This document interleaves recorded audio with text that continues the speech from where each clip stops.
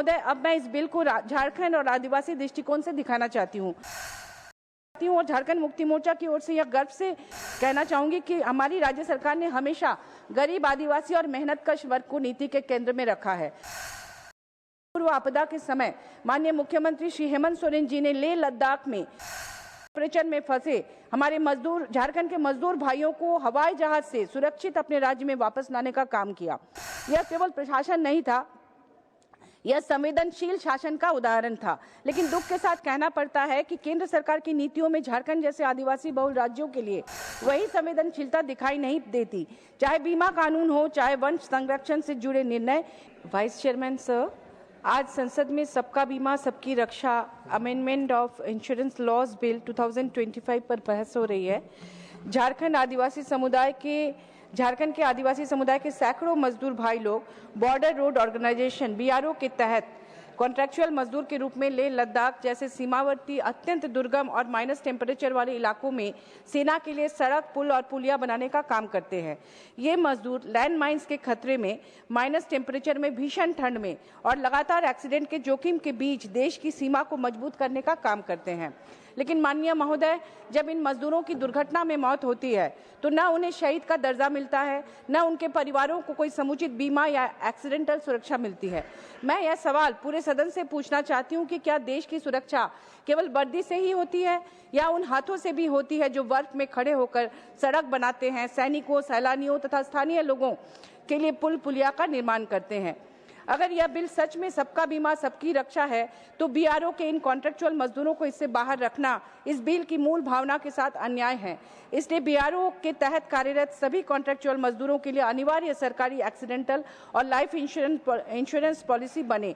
मैंने एक मीटिंग में माननीय डिफेंस मिनिस्टर राजनाथ जी से मैंने बोला था ये बात पहले भी, और उन्होंने उनसे ये भी कहा था कि एक तो एक्सीडेंटल बेनिफिट मिले, इंश्योरेंस पॉलिसी हो, और साथ ही उनके लाश जब उनकी मौत होती है तो उनको ये लाश को घर वाले ले जाने के लिए परेशान हो जाते हैं, कोई उनका साथ नहीं देता।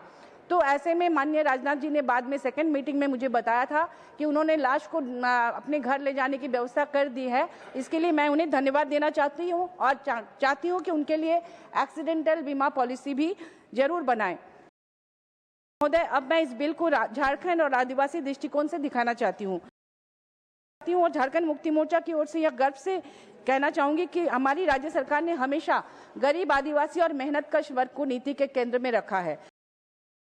पूर्व आपदा के समय माननीय मुख्यमंत्री श्री हेमंत सोरेन जी ने लेह लद्दाख में ऑपरेशन में फंसे हमारे मजदूर, झारखंड के मजदूर भाइयों को हवाई जहाज से सुरक्षित अपने राज्य में वापस लाने का काम किया।